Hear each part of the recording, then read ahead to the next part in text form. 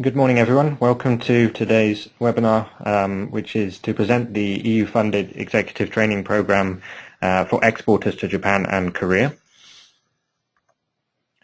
My name is Paul Davis, and I work for the ETP Central Management Unit here in Brussels in Belgium. And we'll shortly be joined for a presentation by Dr. Helen Macnaughtan from the School of Oriental and Asian Studies in the University of London, and by Philip Harder, who is a former participant in the executive training program. Before we start, some brief housekeeping rules.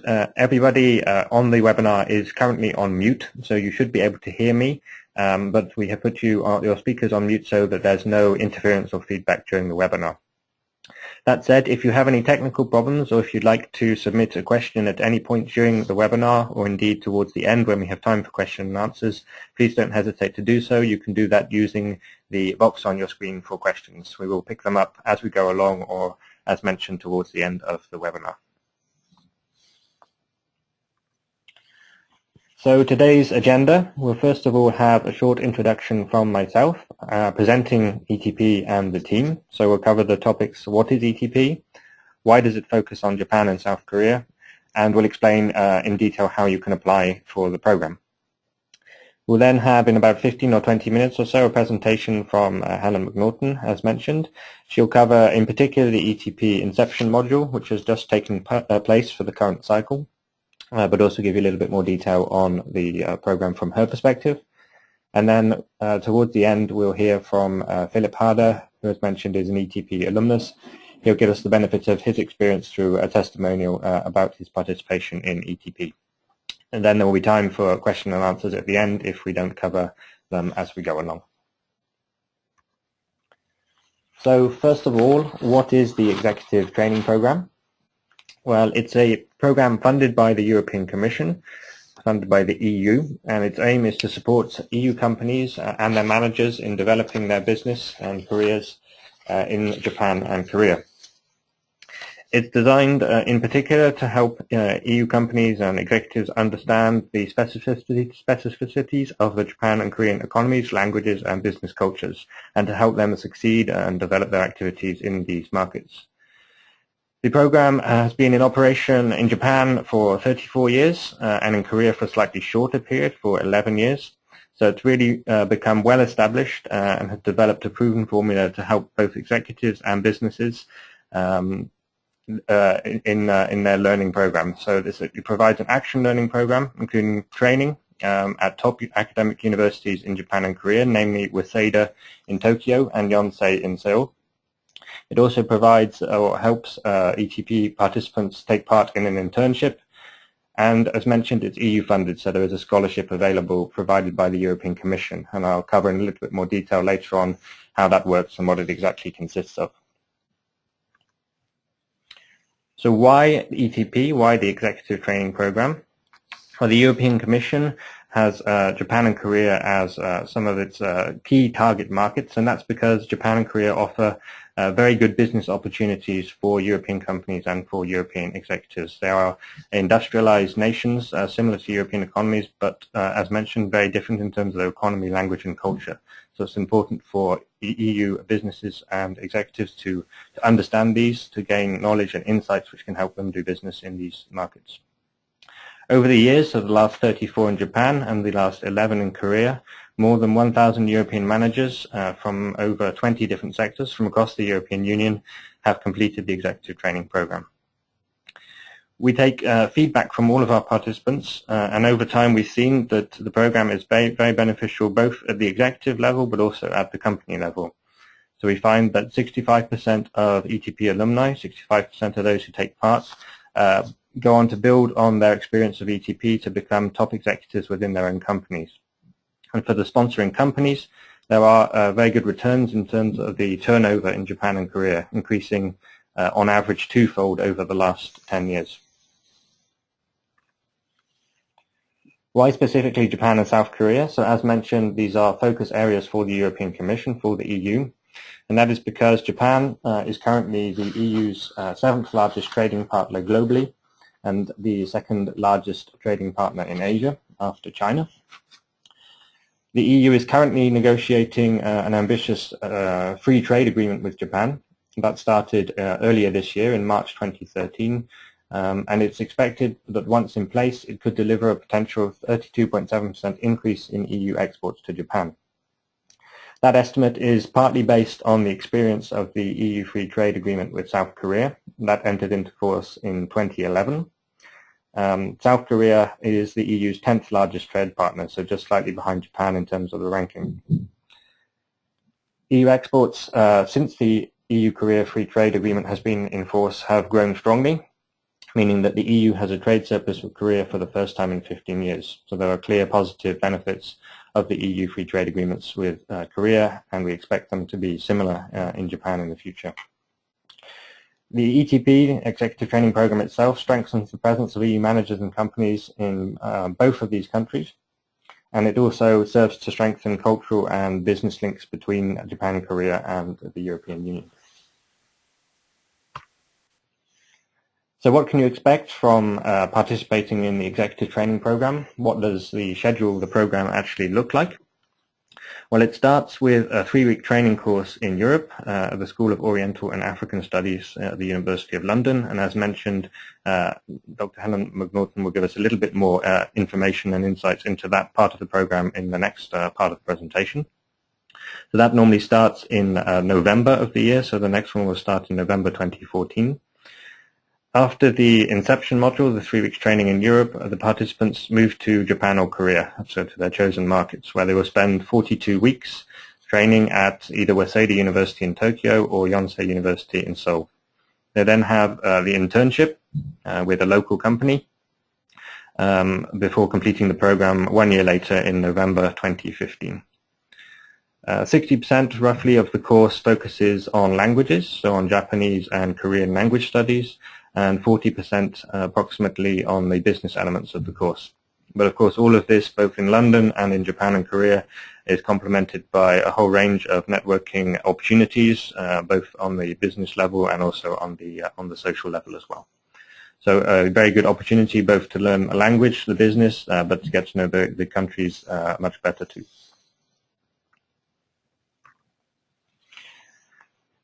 What are the benefits of participating? So what can you expect to be the outcome of your participation in the Executive Training Program?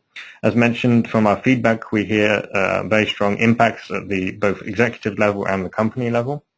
Participants can expect to gain a wide range of valuable competencies through the Action Learning Program. So when we talk about Action Learning, we're talking about interactive lectures, case studies, lots of group work, discussions, presentations, and so on. So it's really an interactive course and program of study. The ETP provides a unique opportunity to gain a big network in both in whichever country you choose to apply for, and also to do, as mentioned, the internship in a local company. So to get to know the business culture and business environment very well. It also is intended to provide a lasting business impact both for the executive and also for the sponsoring company through the development of business plans, and these are a core part of the course. Each participant develops a business plan through from the inception module to the end to help develop their company's activities in the Japanese or Korean markets, and that's guided by the academic tuition which is offered by the program. As mentioned, the ETP is fully funded by the European Union, so the European Commission funds the whole training course and provides scholarships in Japan and Korea. So for Japan, it's 26,400 euros, and in Korea, it's 24,000 euros. So this means that ETP is a very cost-efficient, cost-effective way of gaining the skills and having the experience on offer, compared to similar courses, for example, MBAs and so on. So the EU support really is valuable in allowing executives and companies to take part in the program and gain the experience it offers.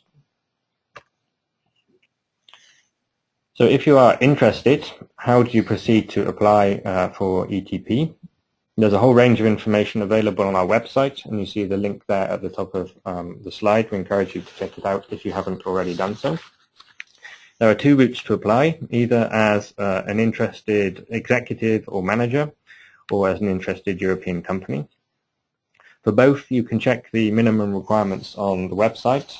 Just to give you an idea, for individuals, for executives, they include being an EU citizen, being employed for 1 year in the European company, the sponsoring company, gaining sponsorship of that company, so getting the buy-in of your company to take part in the program. A high level of English is also a prerequisite for for participation, and there are also some educational requirements which are outlined as mentioned on the website.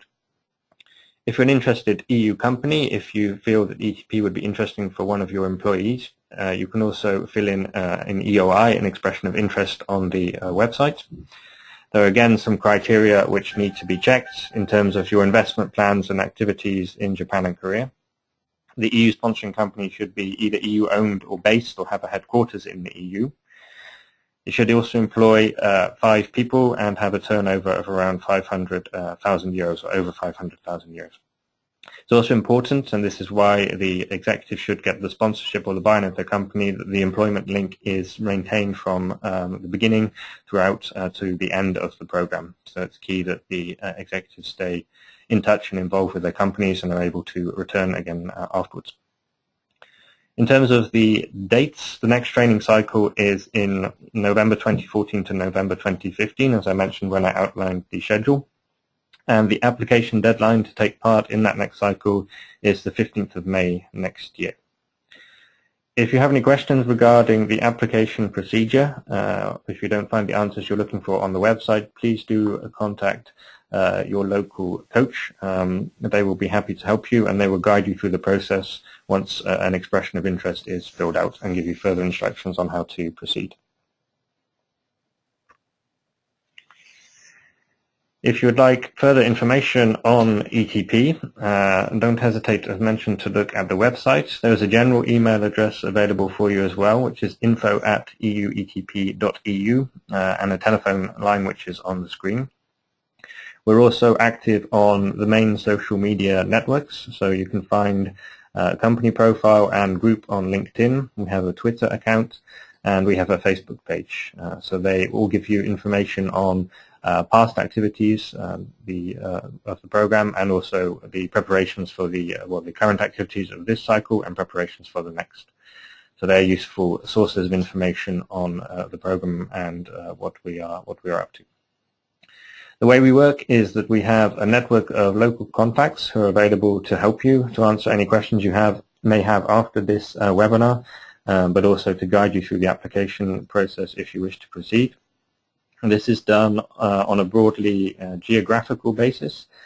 So we have what we call clusters based in local offices in Brussels, Hamburg, London, Madrid, and Warsaw. And they look after companies based in groups of countries. So for example, if your company is based in Belgium, France, Luxembourg, or the Netherlands, your local contact is in the Brussels office, and the email address is brusselsoffice@euetp.eu.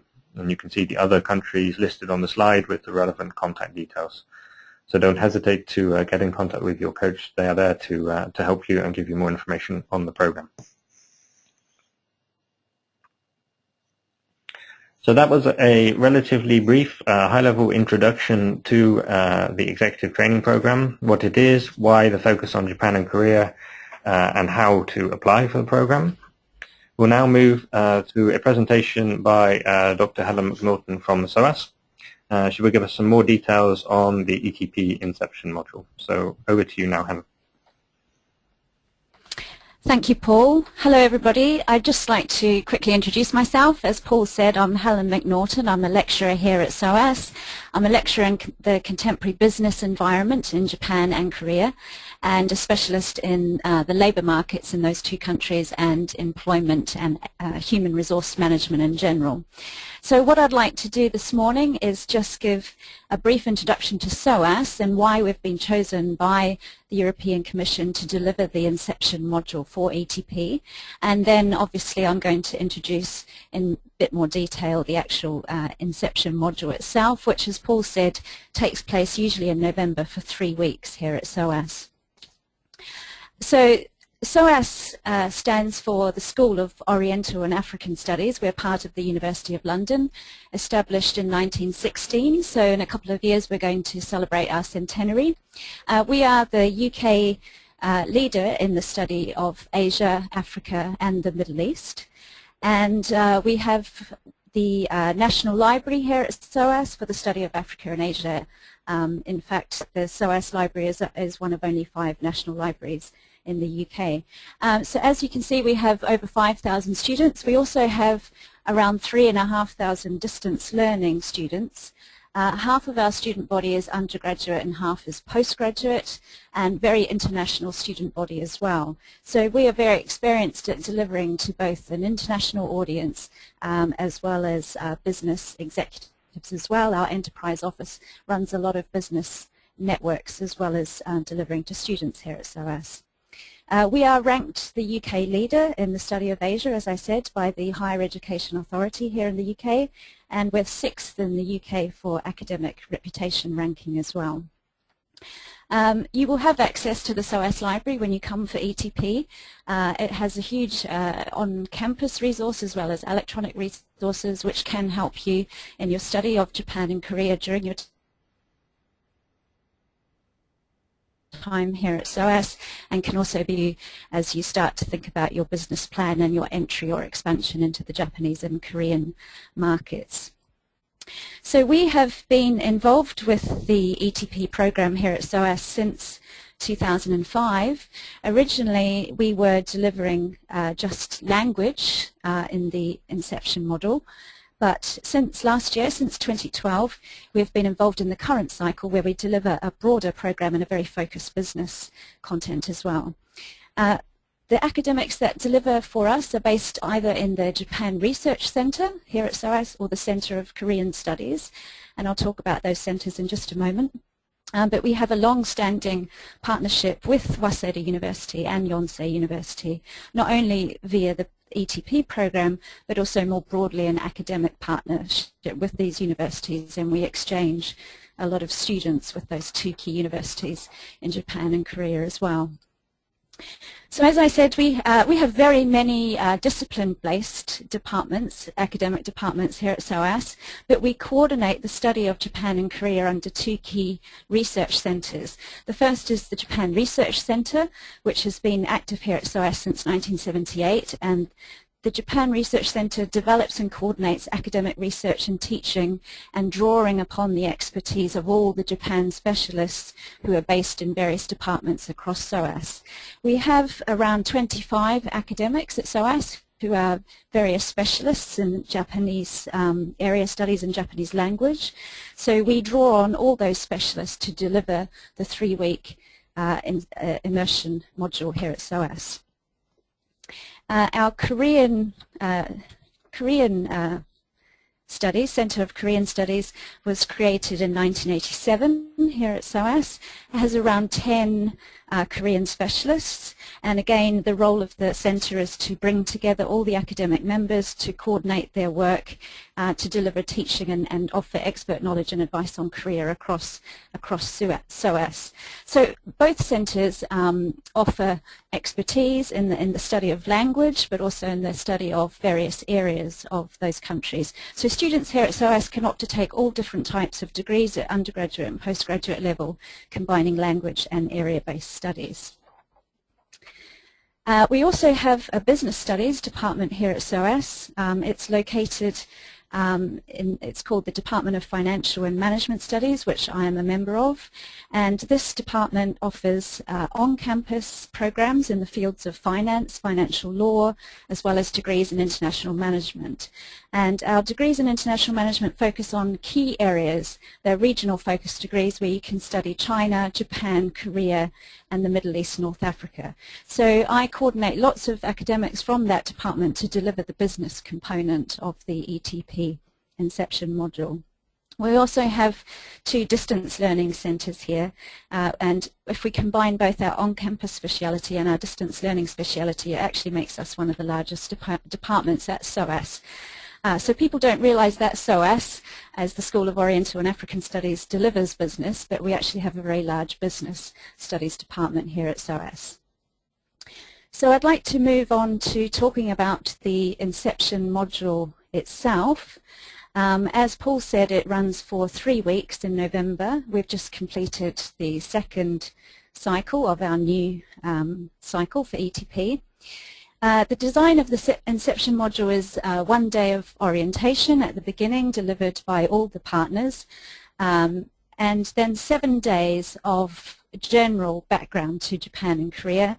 I'll talk about the topics that we cover in a moment. 5 days of focused business input, and then 2 days of preparation for the immersion module, where the key partners from Waseda and Yonsei come to SOAS to link up our program to the next part of the program.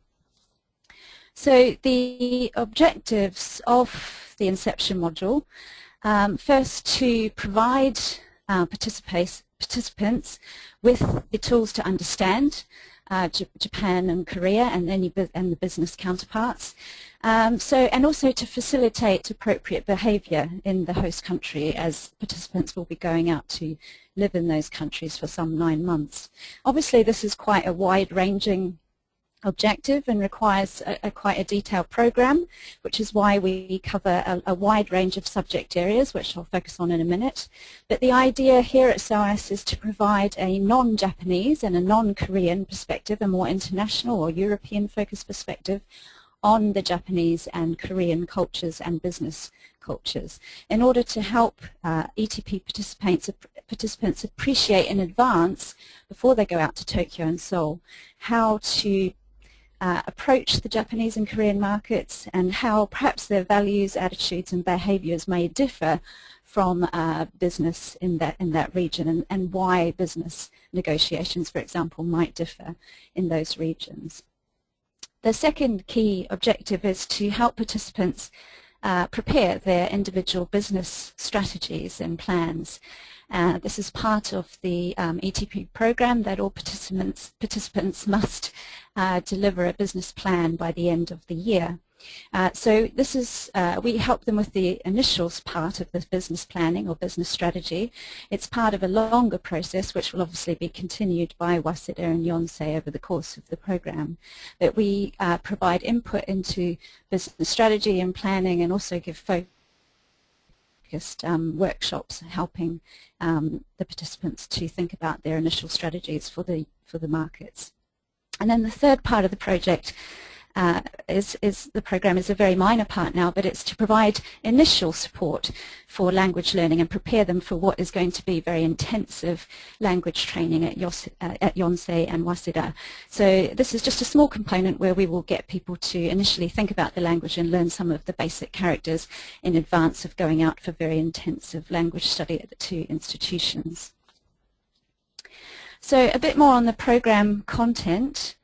In weeks 1 and 3, it's a broader program. I'll talk about week 2, which is a more focused business program, in a moment. So in the first week, we will start with 3 hours of lectures in the morning. We start with a very comprehensive view of East Asia and Japan and Korea within East Asia. So we look at history, we look at international relations and politics in the region, and then we start to introduce the post-war business and economy developments in those two countries. And then we will, in the third week, start to look at broader aspects of popular culture, society in those two countries, and other areas of interest like art, literature, media, film, religion. So the aim is to give a very comprehensive view or insight into the two countries, because of course participants will be living in those countries for 9 months, and we feel that you need to have a broader sense of the countries before you go, not just a business perspective. In the afternoons of those weeks, we have a lot of focused workshops, working in smaller groups. This includes visits to places like the British Museum, which is near SOAS, to look at the Japanese and Korean collections. We have film viewings, documentaries and discussions. So a lot more informal workshops where we can talk about the content of the lectures in the morning, and talk about the environment of those cultures more broadly. In the week 2 of the program, we very much focus on the business element because, of course, this is a business-focused program. So again, it's a structure of lectures in the morning delivered by key academics and more informal and formal workshops in the afternoon. So we will really start to focus in week 2 on the business environment in Japan and in Korea. So we will introduce business planning to help the participants think about their business strategy in advance, but we will talk about the way that business has been established and operates in both countries. So we will look at the way firms behave, we look at business networks, the way that business networks are a very integral part of both economies and both business cultures. We'll look, of course, at foreign direct investment, which is something that participants are very keen to look at because obviously they're looking to enter those markets or to expand their business in those markets, perhaps leading to FDI itself. We'll talk about marketing, how you can market your products or your service to those cultures. We talk about consumer behavior. We focus in on the labour markets and employment because obviously some of you may end up employing local staff at some point. And we also focus in on the business culture and the business etiquette. So we'll do some afternoon sessions of how you negotiate in those cultures, how you might adjust your behaviour or etiquette in trying to do business partnerships there.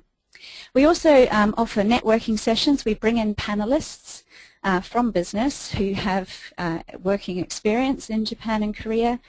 So they will talk about their experience, the types of business that they do, and we will have a Q&A session for participants. And these are very useful links, particularly for setting up subsidiary offices or representative offices in the two cultures in due course. In the afternoons during that week 2, all the participants will deliver their initial ideas on their business plan. So obviously this is the very early stage of the business plan component, which will be more fully developed during the time at Waseda and Yonsei, but everybody will have a half-hour session allocated to them where they will deliver initial ideas on their business plan. And the idea is to just help them think about their approach and what might be the best way going forward once they get to Japan and Korea in terms of establishing market entry or market expansion. And then in the final part of the program, as I said, we will do a little bit of preliminary language support. So teach you the basic scripts for Japanese and for Korean, just to get you started in the language so that when you get there you have a little bit of a sense of the language. And of course this is aimed at complete beginners. There may be some people on the program who have studied the language before. And there will be a recognition test of characters before the participants leave SOAS. So to sum up, I think the unique selling points of this program and the time spent at SOAS is that this is a very unique combination of academic and business content. What we deliver at SOAS is quite academic, but it's focused with the idea of giving you a real tour de force of the cultures and the business cultures before you go out to live and immerse yourself in those business environments and in those cultures and societies.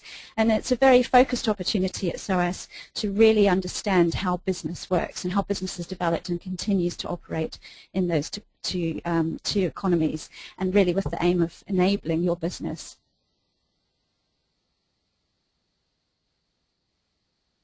to enter or expand into them. This has had very rapid development, is a very successful economy at the moment. Japan has the perception that it has been stagnating over the last 2 decades, but there is a lot of sustainability and opportunity there. And as you've probably heard in the media, Abenomics is a big force at the moment, and according to Prime Minister Abe, Japan is back. So there's a lot of opportunities in both markets, and we aim to enable you to meet those opportunities head on when you go out from SOAS. Thank you.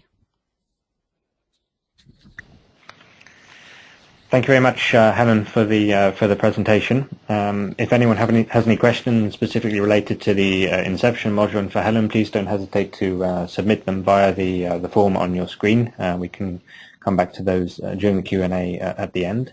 I think it was very useful to hear a bit more about the program, the methods of learning, the topics, of course, as well, which, as you mentioned, is very much to prepare participants for their immersion module, the time they spend in Japan and Korea. If those on the webinar would like to hear more about the immersion module specifically, we have a recording of our last webinar online in which Professor Ikegami from Waseda University spoke more about the activities there. And then in February next year, we will have a further webinar with a presentation from Professor Park from the University of Yonsei in Korea, where he will also speak a bit more about the immersion module in that country. So there's plenty of information available on these modules as well. We'll now move to the next part of our agenda, which is a testimonial from ETP alumnus, namely Mr. Philip Harder, who participated in ETP Japan, the 23rd edition in 2004-05. Philip, can you hear us? Yes, I'm online. Okay, great. Can you hear me? Yes, we can hear you. So welcome to the webinar. Now the floor is yours for your intervention. Thanks. Okay. So thank you very much for inviting me. It's a great pleasure to be present today. I wanted to give you a few points. I'm not sure what you see on the slide because I'm calling in by audio, but I want to give you just a few stations how I got into today's position, just to give you an understanding why ETP was an essential element in guiding my career. So basically, I started out in 2000 working for a medical device manufacturer in product management, and then was very quickly tasked with global product launches with special focus on China, Japan, and so I got my eyes very early on that market. At that time, I was very young and inexperienced, but I was still very interested in the region. At that time, I hadn't heard of the ETP yet, but after about 4 years into the job, my boss says, "Why don't you see how to get to Asia?" And that's where I found ETP, and this was a great opportunity for me to join the program, and then kind of from that point on, set my eyes on Asia, in particular Japan. I went through ETP and then continued with the same company for about 6 years in total in various functions, business development, regional marketing, and at the end overseeing the regional marketing for all of Asia. I left the company in 2011, joining Merck, a big pharmaceutical company here in Germany as Associate Director of Sales and Marketing, again working mainly with Asian countries with special focus on Japan again, and Korea, China, Southeast Asia. And then in 2012, I have had the very fortunate chance to join NSK, which is a Japanese manufacturer of dental supplies and medical devices, as general manager to oversee the European market for sales and marketing. That's just a few points to my career. I wanted to just spend a few moments to tell you what is important when you join the ETP.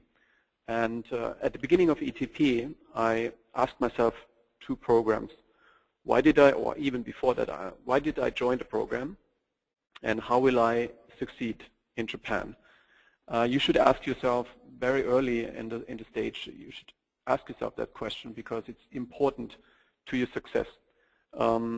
Basically, I met myself a roadmap for the year ahead, and I set specific timelines and specific deadlines what I wanted to accomplish. There were 3 particular points that I highlighted. First of all, it was language, because the language is the essential part. I mean, probably you don't have enough time to learn the language perfectly, but you should spend the most amount and the most essential effort in the language, because this is, again, the key differentiator later on. The more you speak, the more you know, the more characters you can read and understand. No one will expect you to read a dictionary or to translate, but it will really set you apart from the general expat that you will encounter in the country. You would spend a lot of time in the ETP learning about culture, but besides the ETP program, also spend time with Japanese. I mean, in my case, it was Japanese, but I think the people that will go to Korea the same thing applies. You should spend also time with locals. A lot of people that come to the country make one crucial mistake.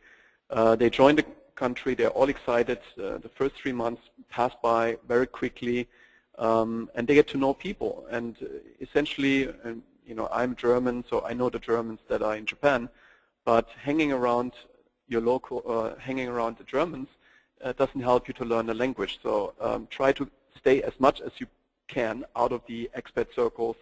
Try to make some local friends. Try to speak the language as much as you can. And this will help you, I think, and to make friends. I mean, essentially, I would say in Japan it takes considerable time. So, you know, one year will not be enough, but you have to lay the groundwork for later. If you're really interested and excited to work in that market, people will remember your efforts. They will remember your dedication. And specifically in Japan, as it also counts for Korea, hard work, dedication, and putting a lot of effort into whatever, whether it's your work, your language studies, your cultural understanding, it will be rewarded later on, trust me. And this is why I say put so much effort in it. It will take a lot of your energy, and you will be exhausted, and maybe at the end of the year you will say, oh, I don't want to learn anymore, but you know, it will take some time. But then later on you will say, well, I'm really happy I spent the effort, because later on they will come back to you and say, okay, I found great friendships. I have a very solid base of contacts in the market that I can contact and ask. I can, you know, contact them directly. It's a very important, for example, asset, especially in Japan, to have contacts that can further introduce you. And the higher they are, of course, the more doors that can open. So please keep that in mind. Basically, I cannot tell you everything in 15 minutes. I mean, you should spend a year to experience that, but a few guiding points towards Japan and Korea. I basically wrote down 4. So be yourself. Don't hide behind a face that you make and you are different behind. I mean, you will encounter that in Japan. Most often you get 2 faces, but nevertheless, try to be yourself and try to show who you are. Be patient, don't rush things, especially a German is sometimes impatient, and we don't want to things happen immediately and as quickly as possible, and direct communication is key. But in these markets, sometimes a little bit more patience is very essential.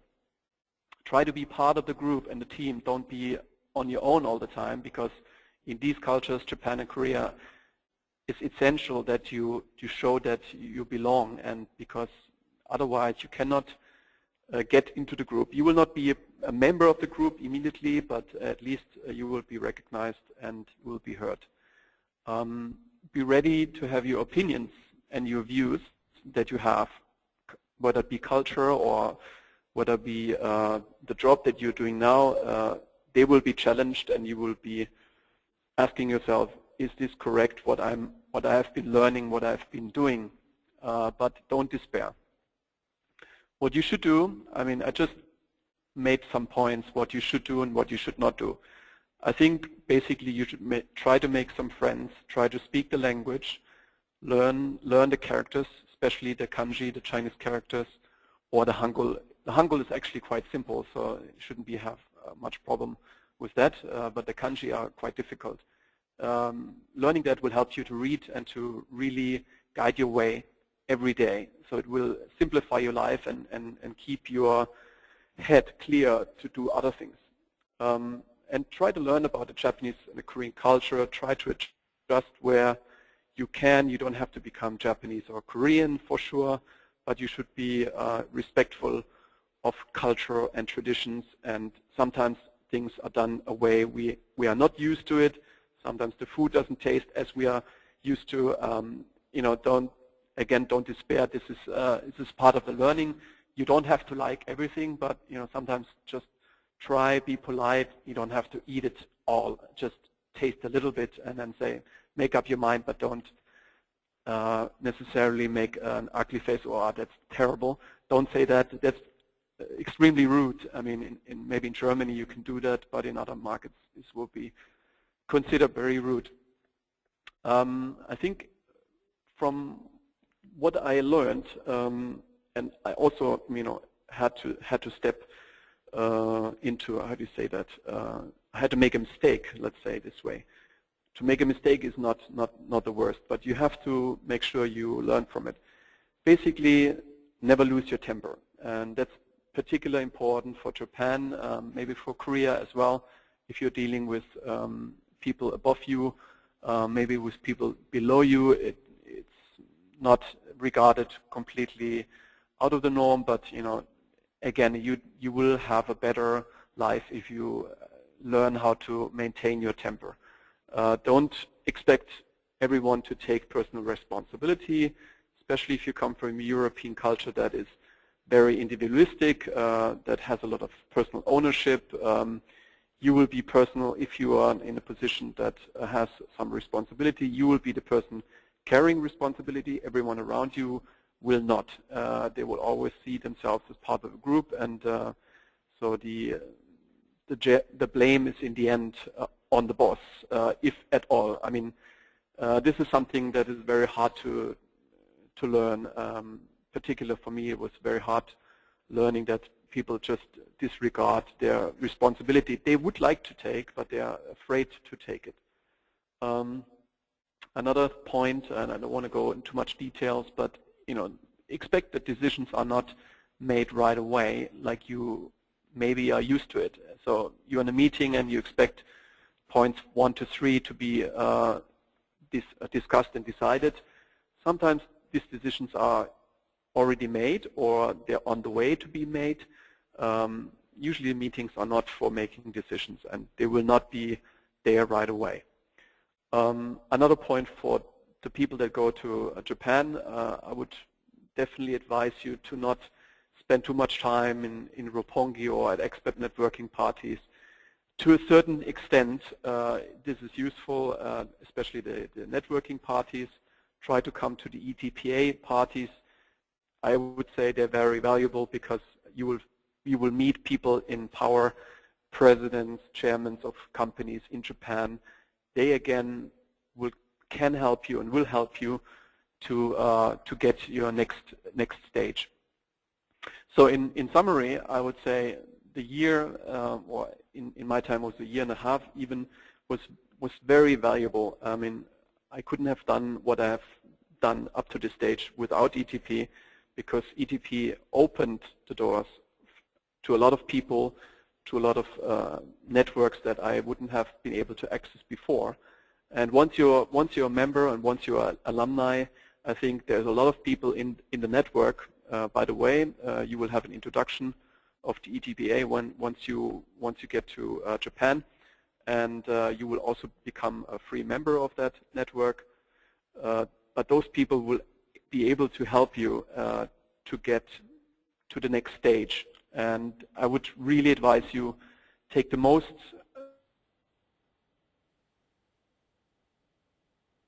out of this before you go. Hard work while you're there, and then even afterwards you will be tired and you will be exhausted, but you will not you shouldn't miss the opportunity. There's a lot of things to waste your time on. You should try to make a plan and say, okay, these are the things that I want to accomplish. 9 months in the country is not enough time, or it's not sufficient time to cover everything. So pick out the things that you feel are valuable to add to your career, to add your personal, I'm not saying only career, but you try to balance it. Do the things that are important for your career, learn the language, but also learn about the culture. So, take your time and visit some places of historic interest. Not try to miss it, because try to finish your business plan in time, but then, also take a time to visit Kyoto. This is, you will learn so much from that as well. If there's any questions later on, I will just stay for the Q&A. If there's any particular question regarding ETP or my personal experience, I'm happy to answer these questions. Paul, are you still in line? Yes, I'm still here. Thanks very much, Philip, for the presentation. I think it's very useful to hear first-hand advice and hints and tips on how to prepare and how to make the most of your participation in ETP, but also on the general culture and environment in Japan, but also in Korea. I think that's very useful to hear your experience. If participants on the webinar are interested in hearing or reading other experiences, please again refer to the website. There's a number of testimonials available there for you to consult.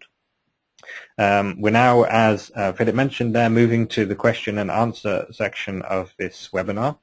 If you have any specific questions for me or for Philip or for Helen, please don't hesitate to enter them using the form on your screen, and we will pick them up one by one and go through them.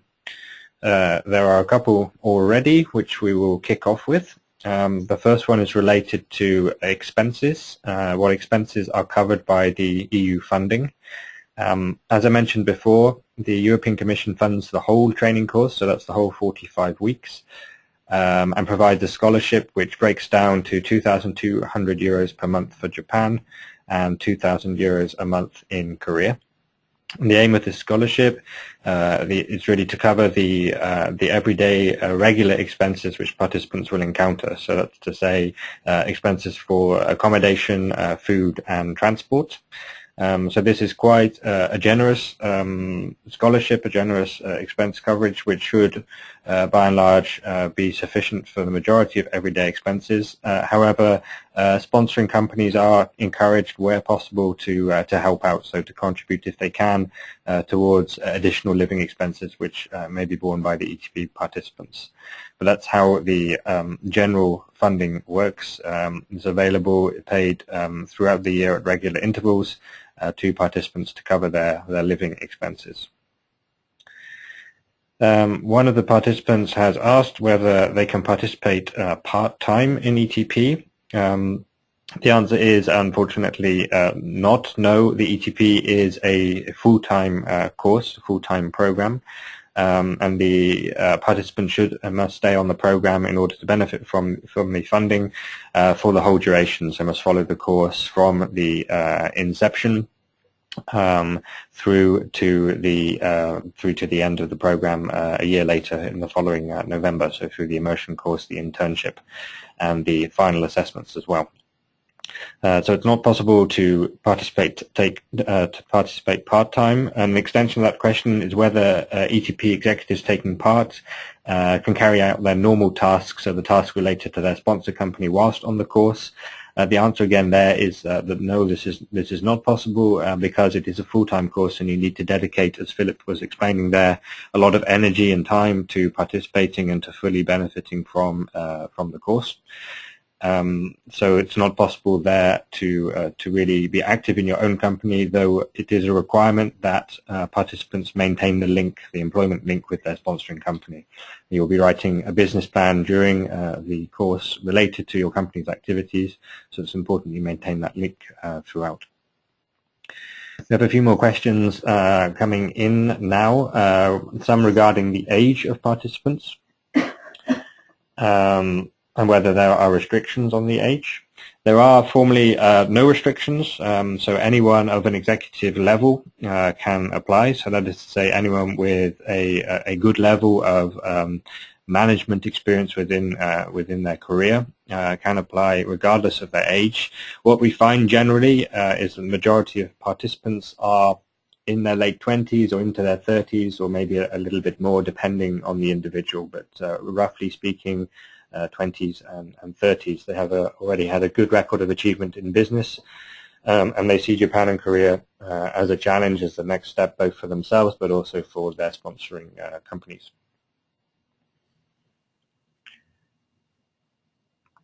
We have another couple of questions regarding the structure of the program. And whether it's possible to just participate in certain elements, so for example the SOAS element and not the internship.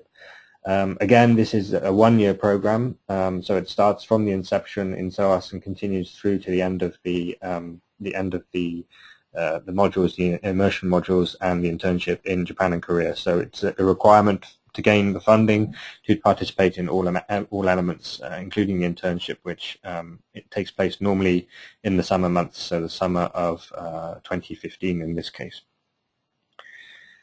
On the internships, there's a question regarding how the companies are selected for the internships in Japan and Korea. All of the participants are encouraged to identify companies of interest to themselves, to their careers, and also to their sponsoring companies. So the onus is on the individual participants to be fully engaged in this process and to direct it according to their requirements and needs. That said, obviously the program has been running for a long time, as mentioned, so there is a network of contacts available which can be used by participants, and the education providers, Waseda and Yonsei in Japan and Korea respectively, will be available there to help guide and support the internship selection process. So they're able to help guide participants in identifying and selecting the companies in which they'd like to do their internships.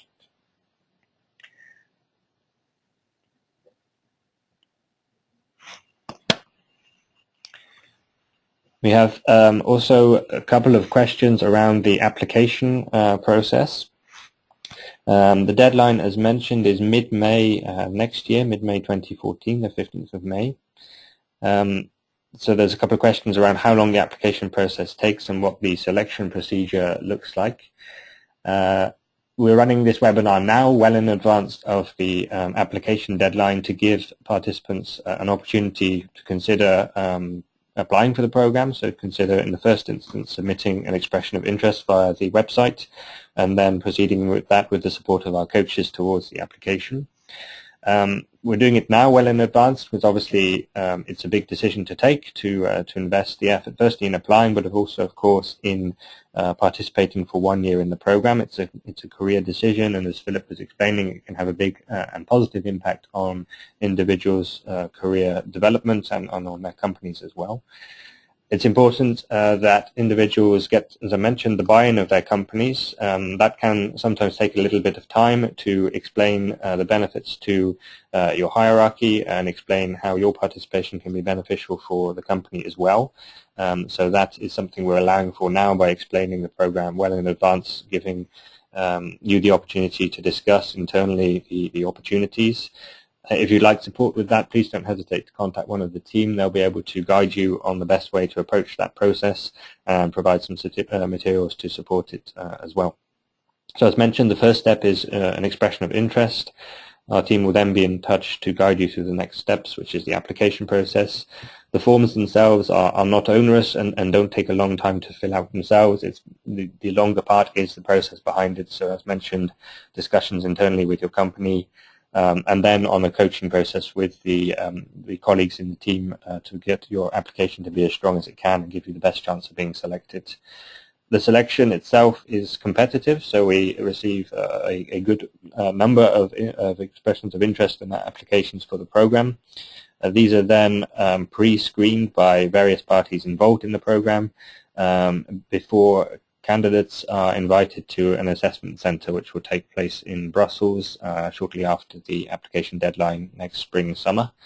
During the assessment center, there are a number of tests which take place as well as an interview, and on the basis of these, the selection according to different criteria is made and the results announced shortly afterwards. So that's a little bit more detail on the application process and the selection process as well. Coming back to the link between the individual and the company, there's some questions here around what does sponsorship mean, and which individuals can apply for the program. How do we define executive level? There's some more guidance on the website, but generally executive level applies to applicants who are able to demonstrate a good level of expertise, a record of achievement in business towards up to management, mid-management level. So using the age as a guidance, late 20s, early 30s, it's able to demonstrate that they're working towards a higher level within their own companies and are focused particularly, of course, on Japan and Korea. In terms of the sponsorship, It's basically the buy-in from your company, so the backing of your company to take part, and that they will support you in that process, either materially, as mentioned, potentially through additional funding, but certainly in remaining in touch and helping you to develop your business plans for the company and, of course, for your career as well.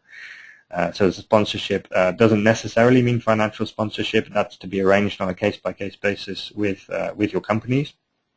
But what it does mean is that the link with the company should be maintained throughout the program, and they should be there to support you, and you should be in touch to use that experience through the ETP.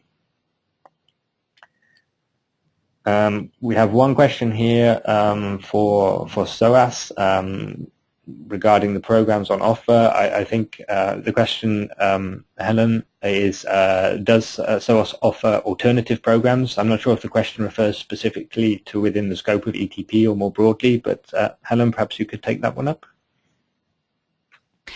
Alternative SOAS programs? Yes. Is that the question? Yes, that's right.